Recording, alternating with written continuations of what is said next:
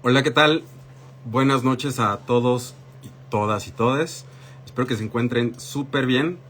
Esta noche, después de un tiempo bastante esperado y esperándolo, tenemos una conversación con la doctora Jimena Barrera Cervantes, que justo se va uniendo ahorita con nosotros. De una vez la voy uniendo. Y primero hago una breve presentación de la doctora para que conozcan un poquito de ella, lo increíble que es y el trabajo tan cool que hace día a día, ¿no?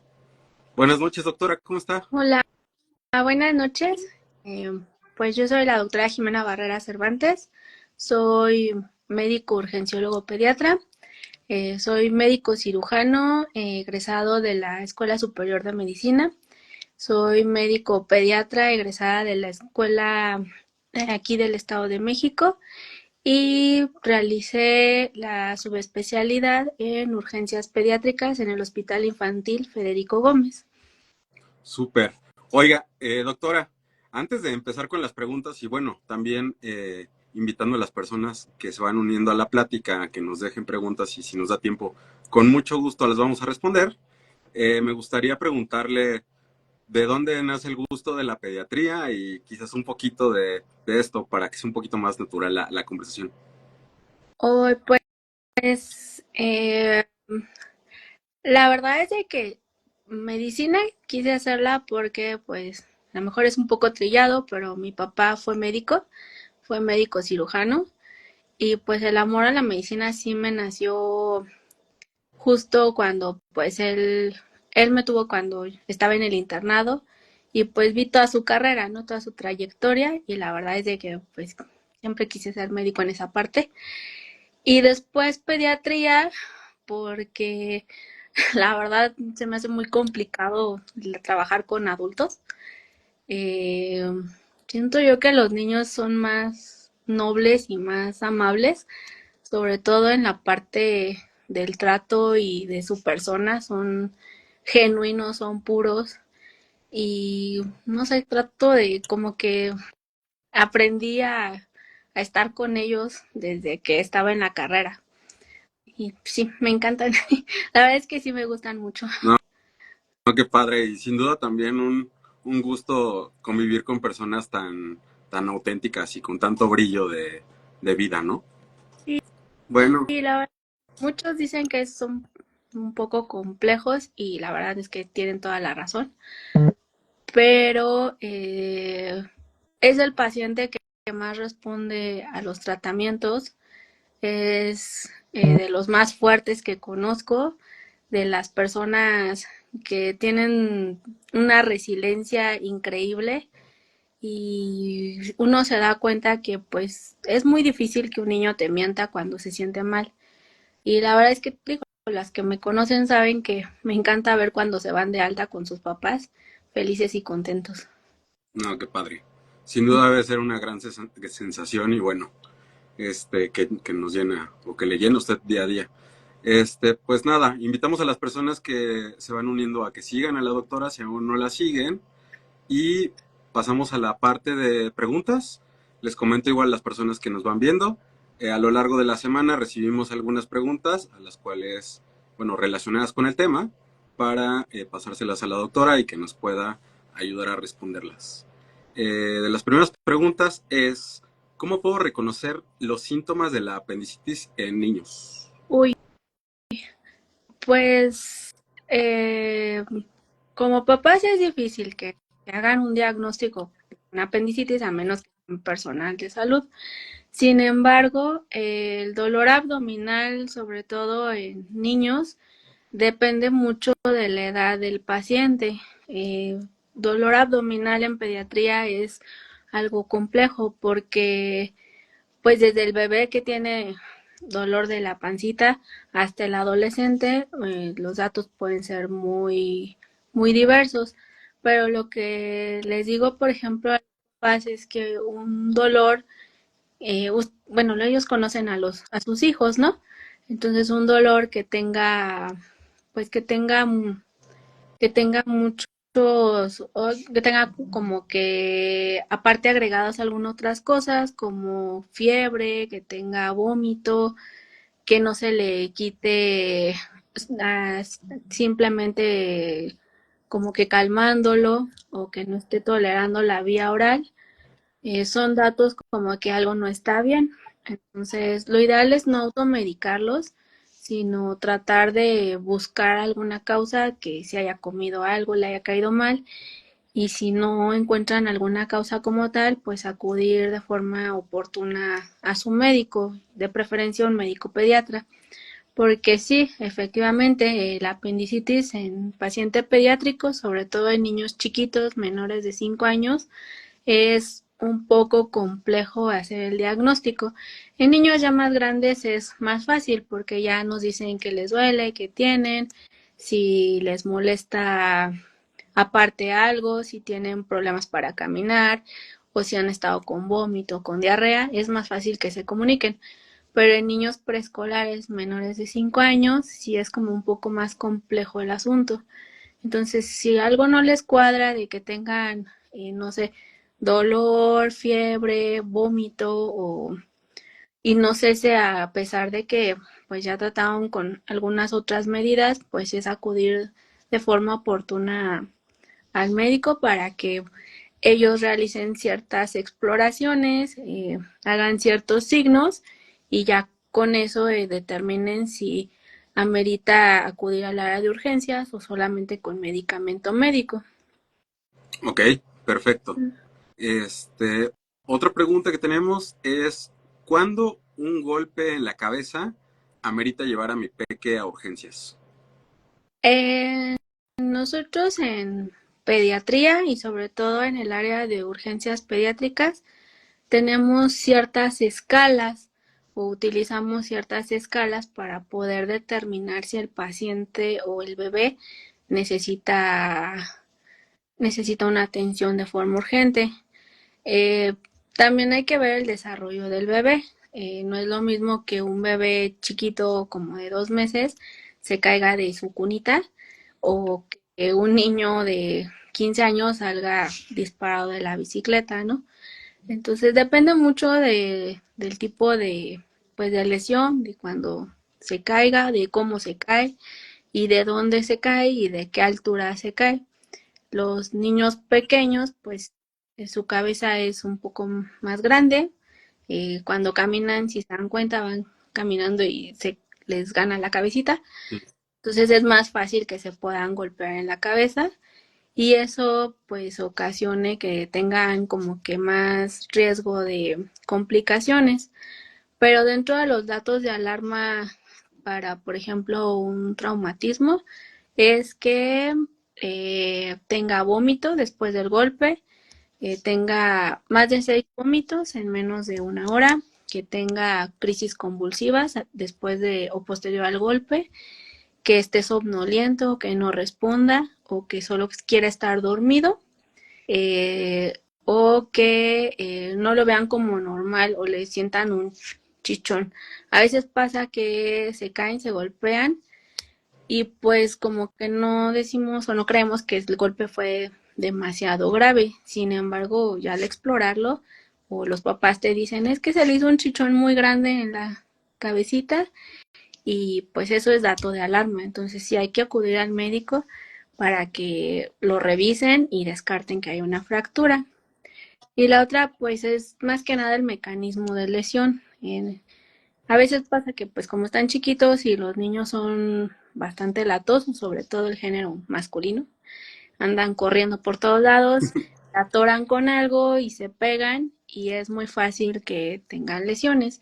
Sin embargo, pues no es lo mismo que vaya corriendo, se tropiece y se pegue en la cabecita y no le pase nada a que, por ejemplo, esté brincando en las escaleras y de las escaleras de una altura considerable, mayor a, de hecho, pues algunas guías nos dicen que mayor de 1 metro en niños pequeños y más de 1,5 metros en niños más grandes. Eh, Tienen mucho riesgo de sufrir alguna lesión. Entonces sí es importante, digo, desafortunadamente Los accidentes en México son la causa número uno para asistir al área de urgencias pediátricas. Entonces, pues a veces es muy triste que accidentes que pueden ser prevenibles, pues no lo son, y también pasa que cuando llegan a urgencias, pues no nos dicen la historia completa. Lo ideal es de que pues confíen tanto en su instinto como papás y también en explicarle al médico. Créame que al menos los pediatras sí nos enojamos y algunos somos medio berrinchudos, pero la verdad es de que si a mí un papá me confía algo, pues trato de ser comprensiva en ese momento y pues no los vamos a juzgar, ¿no? Es mejor que nos den la información completa de cómo, cuándo, dónde, qué fue lo que sucedió con el accidente, sobre todo, para que no pues para que no perdamos como que los detalles importantes, porque sí sucede mucho que por miedo a que se sientan juzgados, criticados o que digan, ay, es que me van a decir que soy mal papá, no nos dan completa la información. Y la verdad es que eso es peligroso tanto para pues a los papás como también para los niños, porque nosotros suponemos algo y ya después vamos preguntando, investigando y nos dicen, ay, es que también me faltó decirle que pues se cayó de una altura como de 1.5 metros, ¿no? Entonces sí es importante que nos den detalles, más que nada. Eso a nosotros nos ayuda mucho, es muy importante. eh, si está al cuidado de alguien más, porque sí pasa muy frecuentemente que están al cuidado de la abuelita, de la tía, y digo, no está mal, sino más bien que la persona o el cuidador que esté, pues que nos dé la información completa para saber más o menos qué pasa. Otra cosa que pasa mucho o muy frecuente son los accidentes en la escuela. El clásico, niños que van corriendo y chocan ellos solitos y se pegan solitos en la cabeza y pues llegan los dos niños accidentados, ¿no? Digo, ahí no es culpa de nadie, estaban jugando y pues pasó su accidente y hay que revisarlos. Pero sí es importante que el cuidador nos dé la información pues lo más completa posible, sobre todo para que podamos identificar factores de riesgo y poder decir, este paciente amerita hospitalización, este paciente amerita, este bebé necesita que se le realice alguna tomografía. En algunos casos, sí es necesario realizar una tomografía, que es un estudio más especializado, es como tomarle muchas fotos a la cabecita del bebé y nos enseña tanto el hueso como la parte del cerebro y la masa encefálica y pues eso nos ayuda a descartar si tiene alguna fractura, si tiene alguna hemorragia, algún sangrado adentro de la cabecita, dependiendo pues del grado del accidente, ¿no? No todos los niños ameritan una tomografía, en algunos otros casos lo que hacemos solamente es pues observarlos un ratito, dejarlos en vigilancia unas, no sé, 6, 8 horas, dependiendo del accidente, y también la norma oficial mexicana nos dice algunas cosas, sobre todo de la vigilancia de los traumatismos. Y pues dependiendo de eso vemos si ameritaría que se quede más tiempo, que se le hagan más estudios, recordando que pues también algunos estudios tienen efectos adversos. La mayoría son inocuos, o sea, no necesitan como que tengan algún efecto adverso o así, pero hay otros que sí son necesarios. Sí pasa mucho que se espantan los papás y, por ejemplo, escuchan que alguien le da un consejo o les dicen algo de, no, pues es que necesita que le haga urgente la tomografía. Lo ideal es que la valore un médico. Si el médico especialista, en este caso el pediatra, si sugiere que sí, pues por el mecanismo y todo eso necesita que sí se le realice el estudio, pues evidentemente lo va a necesitar. En otros casos, pues le damos como recomendaciones a los papás, tiene que estarlo vigilando, que coma, que duerma, que esté todo el tiempo o la mayor parte del tiempo posible, eh, pues como un niño normal, ¿no? Ellos conocen a sus bebés, saben que Sí, brincan, que saltan, que van de un lado para otro. Entonces, yo les digo, si no ve algo normal en su niño, pues entonces sí hay que acudir aquí al área de urgencias. O en su caso, en su defecto, al médico más cercano que tenga. Y solamente les damos recomendaciones de vigilancia. Otra duda que luego tienen mucho los papás es, ¿y lo puedo dejar dormir, doctora?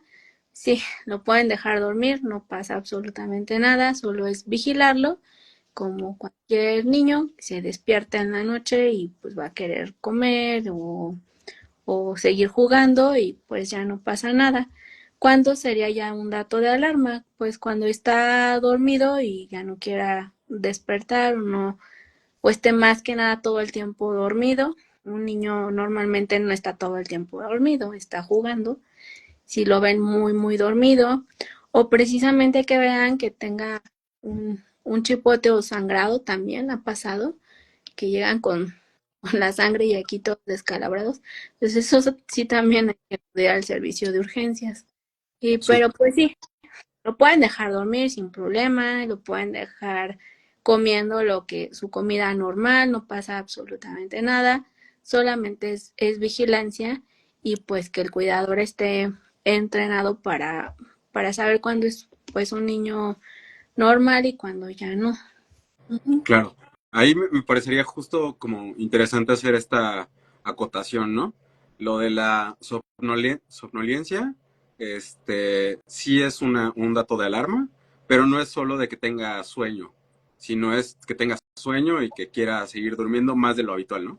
Sí, exactamente, que solo lo vean dormido, que despierte pero se vuelva a dormir, que le hablen por su nombre o traten de como de estimularlo, de darle, pues seguir con la vida como consecuente y pues el niño no lo logre, entonces ahí sí hay que ir al servicio de urgencias.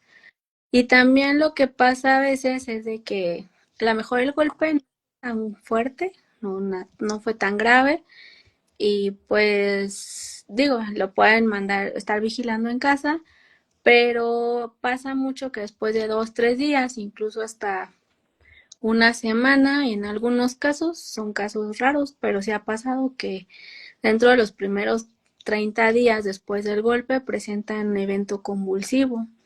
Entonces, eso se le llaman crisis postraumáticas. Y sí es no tan frecuente, pero sí puede pasar. Entonces, si tuvo el antecedente de algún golpe y después de cierto tiempo ven que convulsiona, pues sí tendría que acudir a una valoración para ver si amerita estudio de imagen o si amerita también un estudio, pues un estudio por parte de una valoración por parte de neurología pediátrica. Y eso ya lo valorará el médico que lo reciba. Ujú. Ok, perfecto. Bueno, entonces, si gusta, pasamos a la siguiente pregunta. No sin antes, igual, invitarle si quiere tomar un poquito de Ah, agua, sí. pueda tener el espacio. Y a las personas que nos están viendo, si tienen alguna duda, pregunta o algún comentario o felicitación, también estamos aquí para leerlo y con gusto la doctora podrá leerlo o desde nuestro caso podemos estar moderando las preguntas. La otra pregunta es, ¿cómo puedo saber si mi peque tiene asma y cuáles son los primeros síntomas de una crisis? Pues las crisis asmáticas, para empezar a hacer el diagnóstico de asma, necesita varios estudios y necesitaría pues como que haber presentado ciertos síntomas como tos, gripa, que tenga dificultad para respirar o tos en accesos, que en la noche se levantara con tos en accesos sin que tuviera algún proceso infeccioso o alguna otra sintomatología, que tenga, nosotros le llamamos rash o que tengan ronchitas en la piel y sobre todo la carga genética. que alguno de los papás, abuelos, tíos, tenga antecedente de asma. Se ha visto que si un papá es asmático, el niño tiene un 50% de desarrollar asma. Y si los dos papás son asmáticos o alérgicos, pues los niños evidentemente van a salir hasta en un 90% asmáticos o alérgicos. Tiene una carga genética bastante importante y también antecedentes de alergias.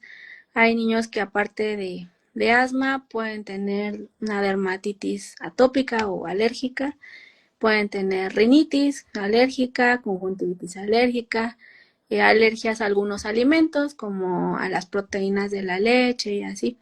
Entonces, normalmente son niños o papás que ya saben que su niño tuvo o tiene una alergia y después empieza como si tuviera gripa todo el tiempo. Tienen todo en accesos, tienen escurrimiento nasal o gripita a cada rato y no precisamente es por un proceso infeccioso. Lo ideal es igual, que lo valore un médico pediatra y ya con ciertas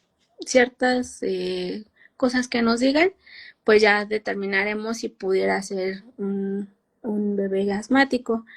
Se le da en medicamentos, se le da el tratamiento y también pues existen especialistas que se dedican a ver todo este tipo de padecimientos como los alergólogos o los neumólogos pediatras. En el caso de que el niño ya sea asmático, debe de saber, incluso les explican que cuando se puede detectar que va a presentar una crisis asmática. Hay niños que con el ejercicio pueden presentar un evento con por ejemplo, la exposición a una gripa o una tos, que tengan infecciones, también pueden desencadenar el evento, cambios de temperatura o a exposición a algún alergeno. Me acuerdo mucho de un bebé que estaba en la escuela y se fue de campamento precisamente a su rancho. Estuvo en contacto con los animalitos y cuando regresó a la ciudad le dio una crisis asmática y empezó a toser, empezó con un poquito de dificultad respiratoria, bajo la saturación, y pues la mamá ya sabía, entonces se lo llevó al área de urgencias, donde pues ya se le aplicaron medicamentos y se nebulizó. Los datos que nosotros, pues no precisamente de una crisis asmática, pero sí de dificultad respiratoria, es que, por ejemplo, la naricita se le vea como si se moviera, como si Mm. se hiciera. Eso es un dato de dificultad respiratoria, que los labios se pongan azules o morados, que vea que cuando respira, respira como muy, muy rápido, más de lo normal, se le hunde el pecho, las costillas, y en niños más grandes le dicen a mamá, mamá, es que no puedo respirar, o tienen como accesos de tos que no se le quitan tan rápido. Esos son datos de alarma para dificultad respiratoria. No precisamente puede ser para asma, pero si ya existe el antecedente de un asma, sí hay que aplicar su medicamento que ya le habían dicho o que en algunas ocasiones ya se les dice a los papás, que es el rescate con los inhaladores, y en caso de no mejorar, se le da aproximadamente una hora, y si en una hora no mejora con el rescate, lo ideal es que acudan a servicio de urgencias para que se le dé tratamiento, pues si es necesario por la vena y aparte las nebulizaciones que necesitan.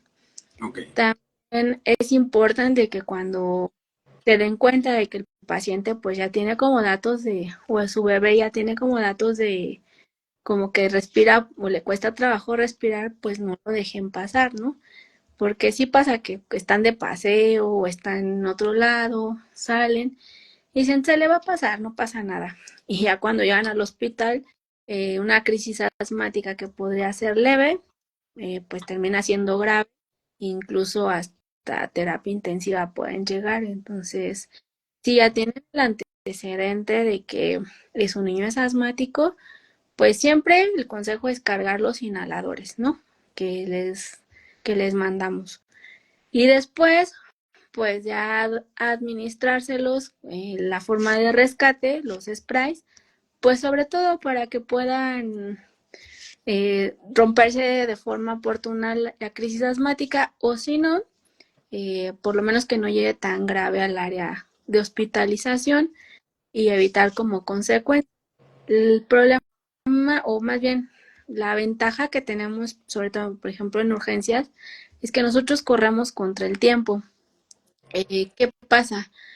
Que a veces los papis, pues digo, no tienen por qué saberlo, pero a veces sí como que no dilucidan la gravedad de la situación y si tardan un poco de tiempo más en llegar al área de urgencias. ¿Y qué es lo que sucede? Que pues llegan en muy malas condiciones. Y algo que pudimos revertir anteriormente con prácticamente tratamientos rápidos o que fuera más rápido o que fuera más efectivo, a veces ya llegan muy complicados, entonces si nos ponen así como que entre la espada y la pared, digo, eventualmente sabemos resolverlo en ese momento y pues con los recursos que tengamos tratamos de hacer lo mejor posible, ¿no? Pero el tiempo en el paciente pediátrico sí es oro, entonces sí necesitamos como que hacer énfasis de que si te das cuenta que algo no está bien con tu bebé o que ya lo ves como que respira muy rápido, se le hunde el pecho, las costillas y todos los pediatras lo repetimos así como si fuera un speech de si tiene dificultad respiratoria, se le hunde el pecho, las costillas, no puede respirar, tiene que venir acá al servicio de urgencias. Pero es más que nada por eso, por si se tardan mucho, si pasa que pues ya llegan en muy malas condiciones y pues sí es un proceso complejo. Ok, perfecto. Oiga, y ahora también creo que está increíble que nos mandaron preguntas y algo relacionado por este tipo de crisis. Nos pregunta Regina, buena noche. ¿Cómo puedo identificar datos de alarma en un bebé por golpe de calor? Eh, Sobre todo ahorita en época de calor, los bebés que se deshidratan más rápido, los que tienen más problemas para adaptarse al calor son los menores de 5 años o los lactantes. Entonces los lactantes son muy lábiles a los cambios de temperatura, tanto para el frío como para el calor. Entonces los niños no nos van a decir tengo calor o me siento mal. Ellos empiezan a estar muy chilloncitos, muy irritables, les da fiebre de la nada o por la exposición de calor, empiezan a elevar la temperatura, empiezan como los papás le dicen a sudar frío, nosotros le decimos diaforesis, y sobre todo la alteración del estado de conciencia, ¿qué es eso? Que empiezan a sentirse como decaídos. Los ves así decaídos, con ojos tristes, con boca seca, no quieren comer y incluso en algunos casos o en casos más graves pueden tener hasta crisis convulsivas. En el lugar donde yo vivo no es tan frecuente porque el calor pues no es tan intenso, pero hay lugares como la costa, las playas o lugares muy calurosos donde las temperaturas llegan hasta 50 grados en horas pico y es más fácil que que los bebés tengan un golpe de calor. Otra parte que es muy importante es que pues los bebés chiquitos ha pasado que, que los dejan adentro, bueno, la recomendación, de hecho en todos lados te dicen que no los expongas al sol de forma directa. ¿Por qué? Por lo mismo, los bebés entre más chiquitos, yo les digo a mis estudiantes, tienen más cantidad de agua. El bebé recién nacido o el lactante, su composición de su cuerpo es prácticamente mucha agua, entonces es más fácil que se nos deshidraten con tantita exposición al sol y sobre todo si es a altas temperaturas. Entonces la recomendación es que no se expongan al sol de forma directa, que se cubran, que tengan un sombrerito, filtro solar, en algunas ocasiones incluso hasta lentes solares, manga larga y mantenerlos hidratados. En caso de que suceda esto, pues es ofrecer retirarlos del sol o del área de la fuente de calor, darles de beber, sobre todo agua fresca o lo ideal son electrolitos para que se empiecen a hidratar y tratar de pues ponerles paños de agua tibia o así para que pueda bajar la temperatura. En caso de que presente convulsiones, por ejemplo, en mi caso, en mis hospitales, pues no hace tanto calor, ¿verdad? En el área donde vivo. Pero sí, efectivamente, hay amigas que viven en otros lados, en el norte, y mencionan que pues sí, las temperaturas llegan a, a altos niveles, hasta 50 grados, y lo que hacen casi siempre es, bueno, me han contado mis amigos que trabajan por allá, que a veces sí los tienen incluso que meter a bañar con agua tibia fría, incluso las guías sí nos dicen que hasta puede ser con hielos para lograr bajar una temperatura porque pueden llegar a tener hipertermia. Entonces sí es algo complejo, no es cualquier cosa más ahorita que empiezan los calores, pero sí es necesario pues mantenerlos alejados del sol lo más que podamos. Si tienen que salir, pues ya salen y mantenerlos cubiertos y evitar sobre todo la deshidratación.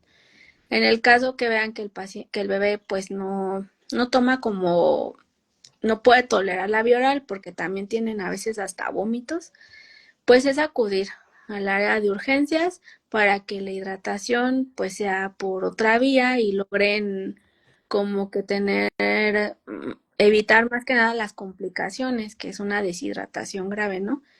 Eh, pero sí ha pasado, también nos pasa mucho que nos llegan niños con golpe de calor, digo no grave, pero sí leve, que estaban en la escuela haciendo honores a la bandera y pues se les ocurre estar jugando en pleno sol, en la fuera, sin nada de protección, y cuando regresan a su casa, pues ya tienen datos de un golpe de calor.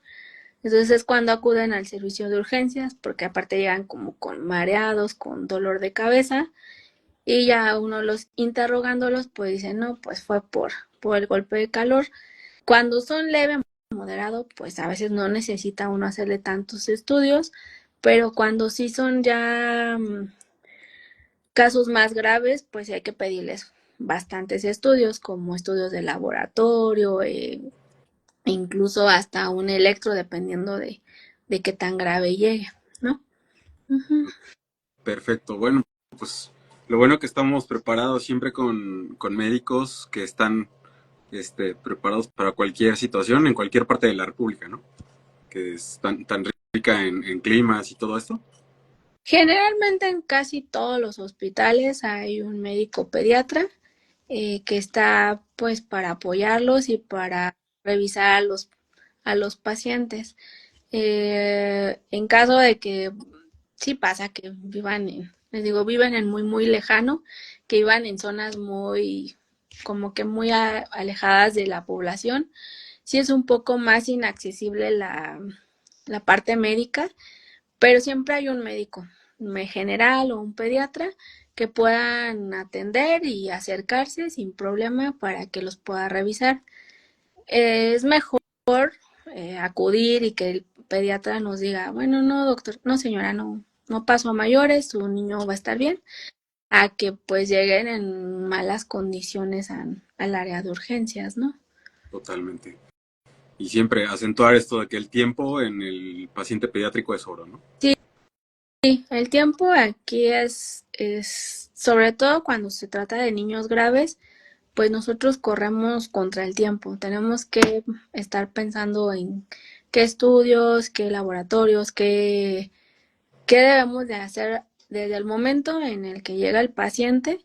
A veces mis estudiantes me dicen, doctor, es que no nos hace caso. No sé si les hago caso, pero mi cabeza está como en mil lados. Entonces tengo que ver, ¿por qué no nada más es uno? Tengo que ver a muchos niños al mismo tiempo. Y no por falta de personal, sino porque es mi trabajo. Claro.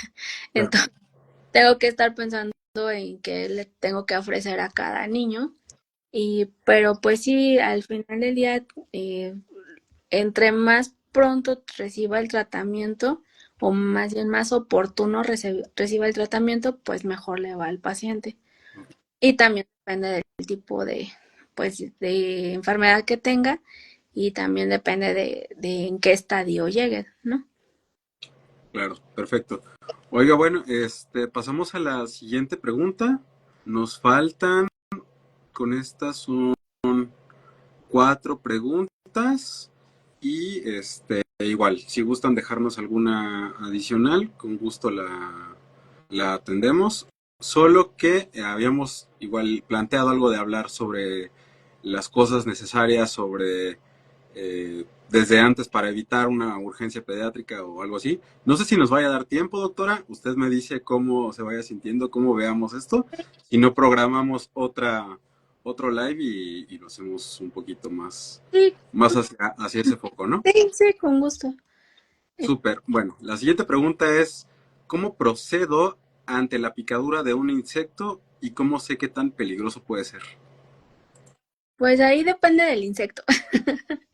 O sea, no es lo mismo que te pique un mosquito, y también depende del área en donde estés, a que te pique un alacrán, ¿verdad? Como hace un par de días que llegó una niña que la picó un alacrán porque estaba levantando una bolsa de fruta que compraron en el mercado, y ahí salió el animalito. Y pues sí, sin querer la picó y pues empezó con síntomas. Entonces, aquí lo que hacemos es primero pues ver el lugar en donde nos encontramos habitando, ¿no? Como les digo, no es lo mismo vivir en el Distrito Federal, bueno, en la Ciudad de México, vivir en un lugar frío como acá en el Estado de México, en Toluca, como vivir en lugares tropicales como la costa, no sé, Mérida, Cancún, Guerrero, en donde ya sabemos que hay fauna nociva.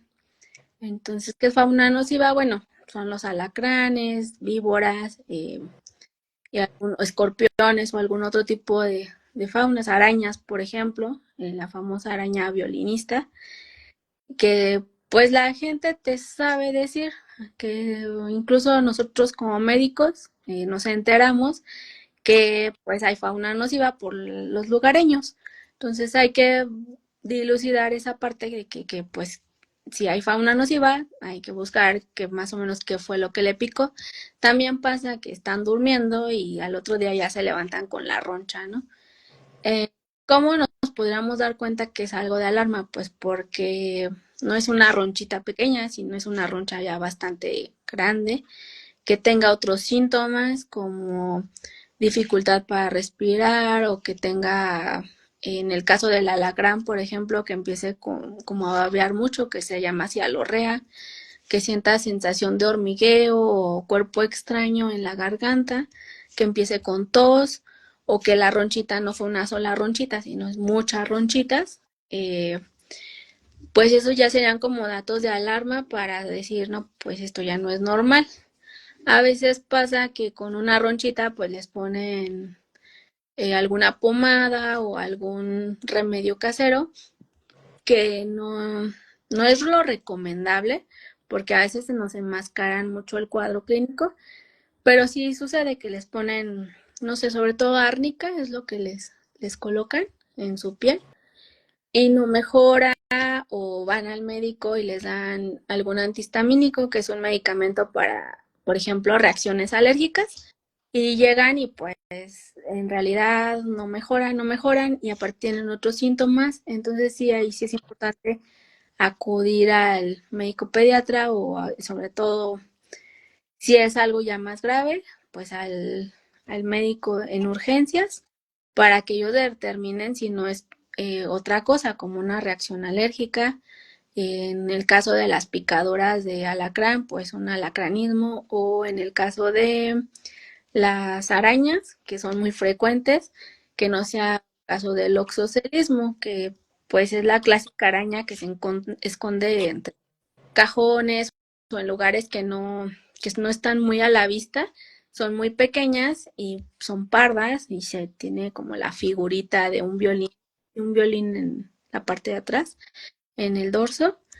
Entonces, hay lugares endémicos y sí, ahí sí hay que terminar o ver la lesión o la ronchita y ya con eso decimos, no, pues sí es algo peligroso o no, no pasa nada, solo lo picaron los moscos. Y en el caso de la picadura de moscos, pues también ver si el lugar donde vivo, por ejemplo, es una zona endémica, como por ejemplo de dengue, Sí. que hoy se incrementaron mucho los casos y hay zonas específicas en donde ya saben que hay dengue, que les pica el mosquito y después llegan con fiebre, con manchitas o ronchitas en la piel, con datos incluso hasta de deshidratación.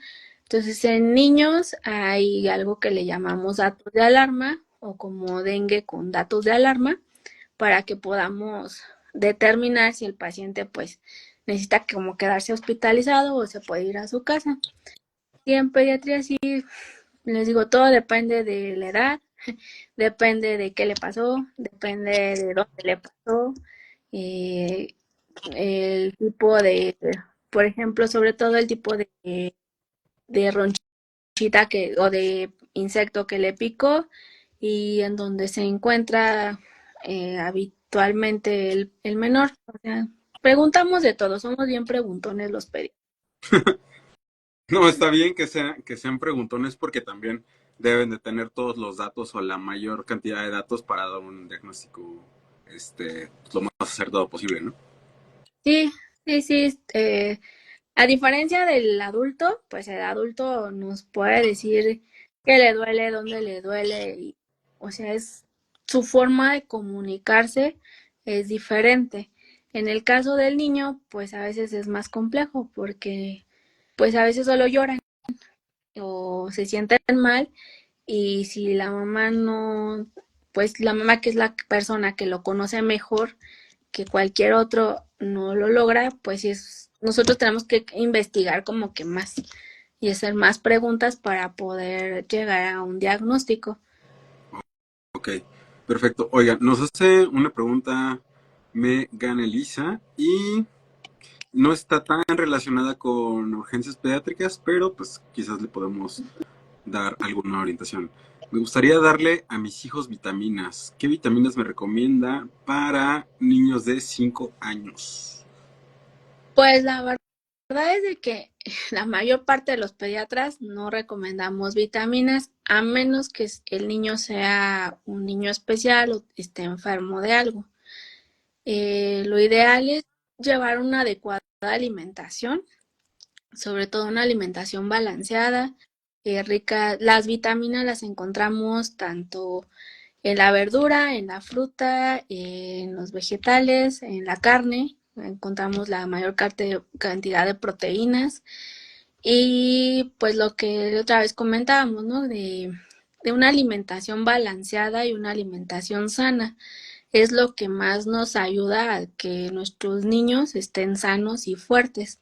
Ahora, si nuestro bebé tiene alguna enfermedad o alguna patología agregada, como o sea que ya haya sido diagnosticado con algo, en ese momento pues sí podemos hacer como una evaluación nutricional de ver que esté ganando bien peso, que esté ganando bien talla, que lleve un adecuado crecimiento, sobre todo su neurodesarrollo, que es su desarrollo psicomotriz, o sea, de un niño de acuerdo a su edad.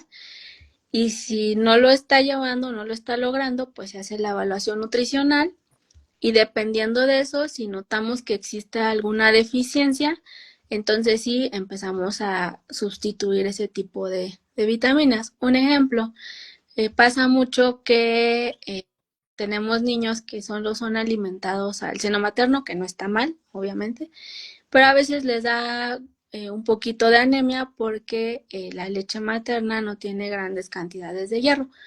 No se le quita el pecho al niño, se le sigue dando pecho, que es lo mejor en ese momento que puede tener de comida el bebé y aparte pues se le sustituye con hierro hasta que logre tener una adecuada nosotros le llamamos hemoglobina, o sea que ya no tenga anemia, por ejemplo. Solamente es por un tiempo determinado, se hace el análisis con estudios de sangre y en cuanto el médico decida que se suspenda, pues se suspende. Si no, no es como que a todos les estemos dando la recomendación de que suplementen a los niños con vitaminas. Si es un niño sano, lo ideal es que coma una dieta balanceada y es lo mejor que puede tener. Y para eso es importante también llevar el control del niño sano. Todos los bebés, sobre todo los menores de 5 años, y más los lactantes menores de 2 años, necesitan llevar un control mensual con su médico, de preferencia con médico pediatra. Sin embargo, en las instituciones públicas también está la parte de el control del niño sano. En algunos lados es pues los centros de salud, las clínicas familiares, tienen en su carnet, en la parte de atrás, vienen las citas que deben de tener los bebés para tener el control del niño sano, y ahí les llevan peso, talla, vacunas, incluso hasta en algunas ocasiones hasta se valora el neurodesarrollo del bebé. Entonces, todos los bebés a menores de 5 años, sí o sí los tiene que ver el pediatra, o de preferencia el pediatra, para ver que se estén llevando de forma adecuada el desarrollo. Ok, perfecto. Y qué padre que lo menciona, porque justo una pregunta que tenemos, que y es la final, es cómo beneficia el control de niños, del niño sano a la prevención de urgencias pediátricas. Pues la verdad es de que nos beneficia mucho, sobre todo en la parte de la prevención, ¿no? Porque de verdad es horrible ver cómo nuestros niños se nos enferman, sobre todo por cosas o por enfermedades que son potencialmente prevenibles. Y uno de ellos, ahora que viene la campaña de vacunación, pues son la aplicación de vacunas, ¿no? Estamos viendo enfermedades que, les digo, bueno, yo estoy un poco, se enojan porque les digo, ya estoy viejita, pero son enfermedades que yo no había visto hace 10 años, más o menos, que cursé el internado, que eran como anecdóticas, ¿no? Que veíamos en los libros y decíamos, ah, no, pues nunca he visto eso, o no va a pasar. Y pues se supone que ya estaban erradicadas.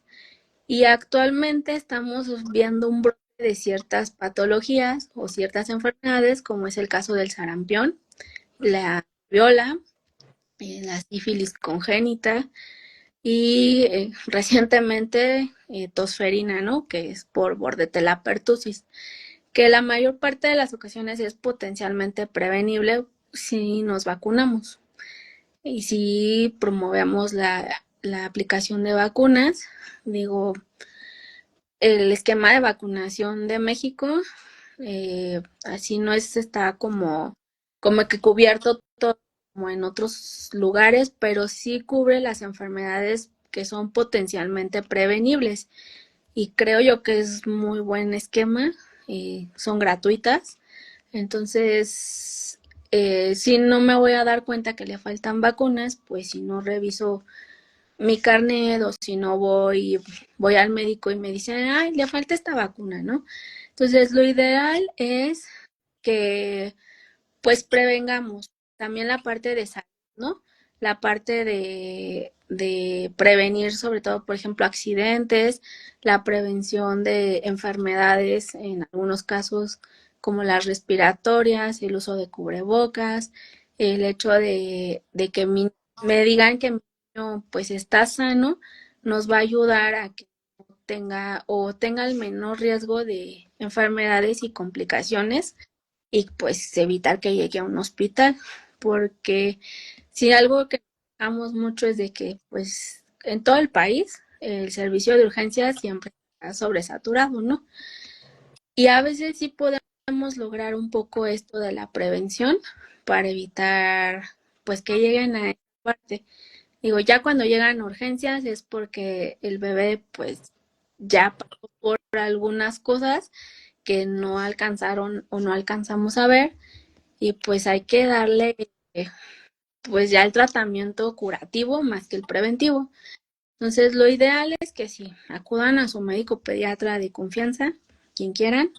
Hay muchos muy buenos en todos lados, pero también que prevengan esta parte de que tengan que llevar a los niños con su cartilla, su control, su neurodesarrollo también, porque pasa que no tenemos como que algunas veces no nos damos cuenta que el bebé tiene un cierto retraso en el desarrollo o en el lenguaje y ya cuando se dan cuenta pues ya está bastante avanzado el problema. Entonces lo ideal es pues prevenir.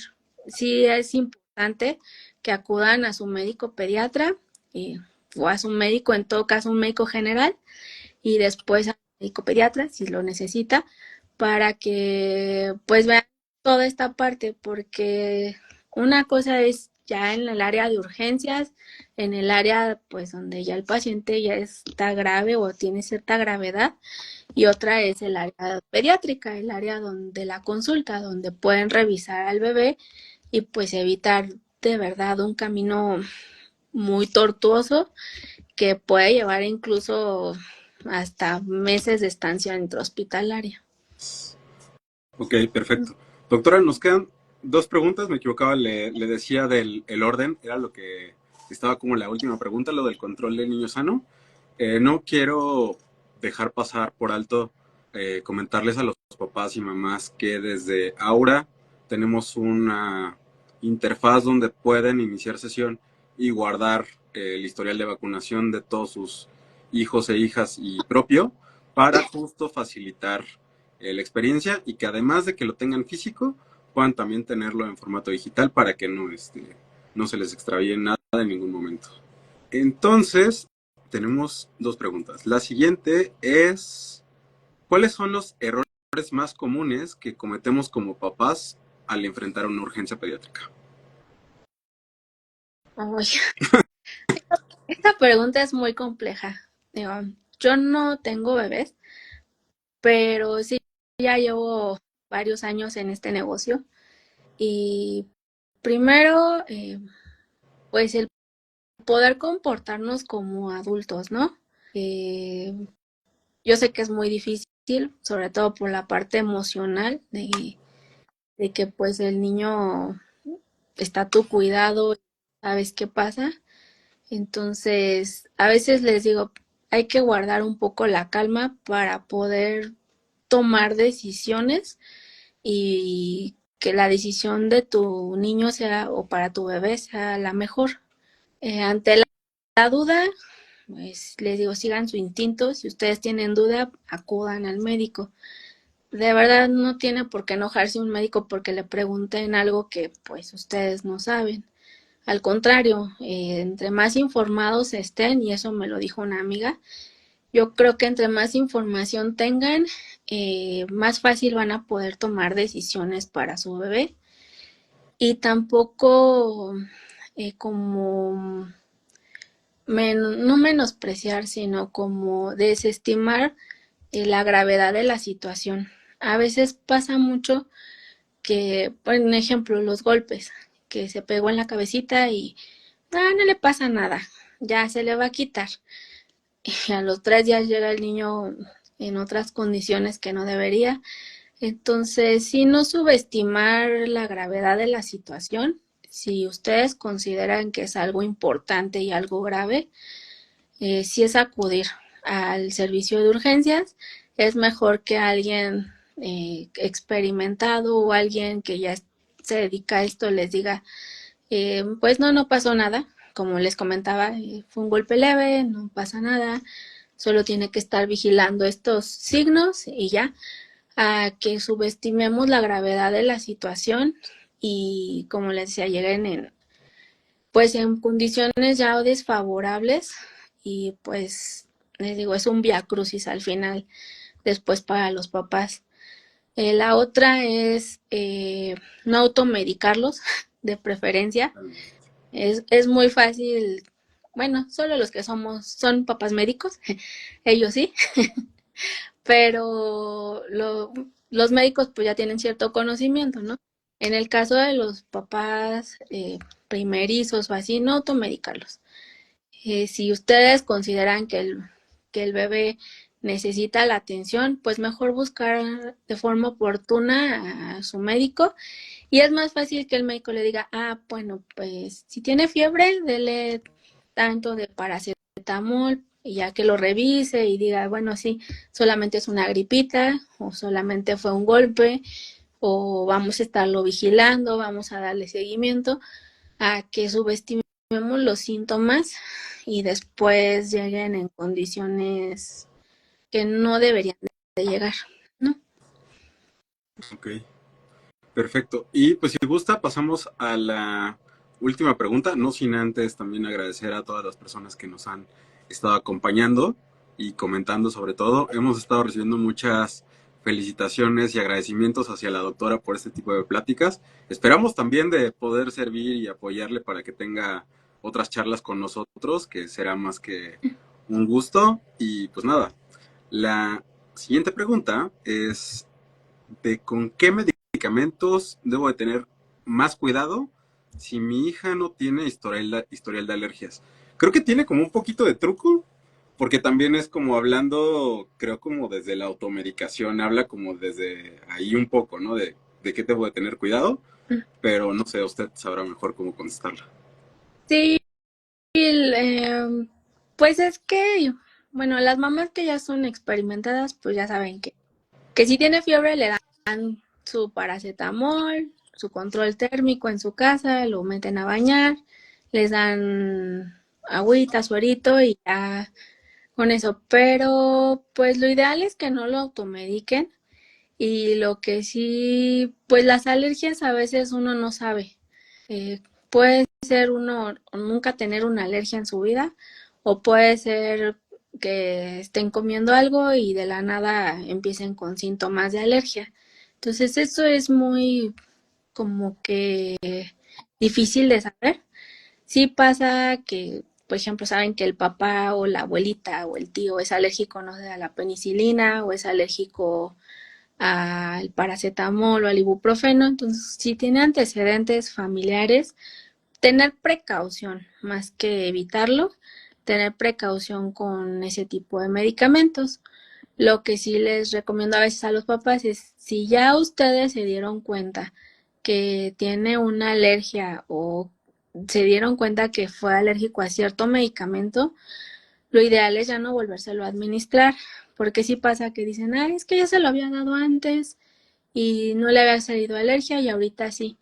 Pues las alergias al final del día son muy impredecibles, lo digo por experiencia, pueden ser en cualquier lado aparecen, con cualquier cosa, con cualquier medicamento, y pues mejor si ya sabes que eres alérgico a algo o tu bebé es alérgico a algo, evitar al 100% el alergeno para que no tenga complicaciones.